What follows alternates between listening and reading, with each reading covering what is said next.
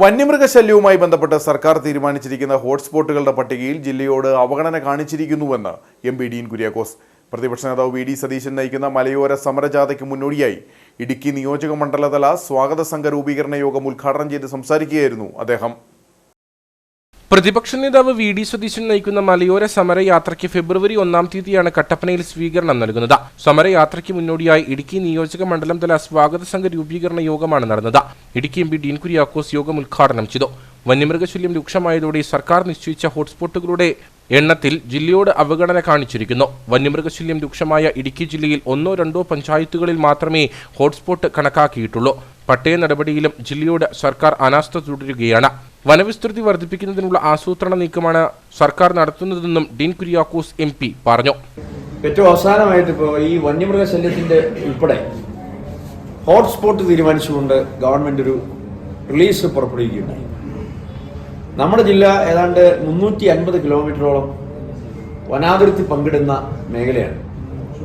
ഏറ്റവും കൂടുതൽ വന്യമൃഗശല്യമുള്ളത് ഇടുക്കിയിലാണ്. കഴിഞ്ഞ 10 വർഷത്തിനിടയിൽ ഏറ്റവും കൂടുതൽ ആളുകൾ മരണപ്പെട്ടത് വന്യമൃഗ ആക്രമണത്തിന്റെ പേരിൽ ഇടുക്കി ജില്ലയിലാണ്.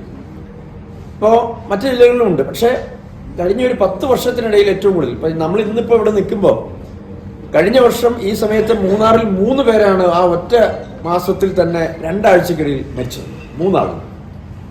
എവിടെയാണ് എപ്പോഴാണ് വന്യമൃഗ ആക്രമണം ഉണ്ടാകുന്നതെന്നൊന്നും പറയാൻ പറ്റത്തില്ല. DCCയുടെ ആഭിമുഖ്യത്തിൽ ഏതാണ്ട് 10-25 ദിവസം നീണ്ടു നിന്ന ഒരു നിരാഹാര സമരം ഉൾപ്പെടെ ശാന്തന്മാർ നടത്തിയിട്ടുണ്ട്.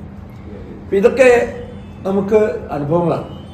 പക്ഷേ ഗവൺമെന്റ് ഹോട്ട്സ്പോട്ട് തീരുമാനിച്ചപ്പോൾ സംസ്ഥാനത്താകെ 13 ഹോട്ട്സ്പോട്ടേ ഉള്ളൂ. അതിലേതാണ്ട് 1-2 പഞ്ചായത്ത് മാത്രമേ ഇടുക്കിയിലുള്ളൂ. ബാക്കി എല്ലാ ജില്ലകളിലും ഇല്ലെന്നല്ല പറയുന്നത്. പക്ഷേ ആ ഒരു ജാഗ്രത നമ്മുടെ ജില്ലയിലെ ഹോട്ട്സ്പോട്ട് തീരുമാനിക്കുന്ന കാര്യത്തിൽ ഉണ്ടായിട്ടില്ല. UDF നിയോജക മണ്ഡലം ചെയർമാൻ M.K. പുരുഷോത്തമൻ അധ്യക്ഷനായിരുന്നു. AICC അംഗം അഡ്വക്കേറ്റ് E.M. ആഗസ്തി, UDF ജില്ലാ ചെയർമാൻ ജോയി വെട്ടിക്കുഴി, നേതാക്കളായ advocate Ibrahim Kuttikallar, advocate Thomas Perumana, AP Usman, George Joseph Padavan, Nobel Joseph, Joy Kochukarotta, Thomas Michael, Siju Chakkumoottil, Joy Kudakkachira തുടങ്ങിയവർ സംസാരിച്ചു.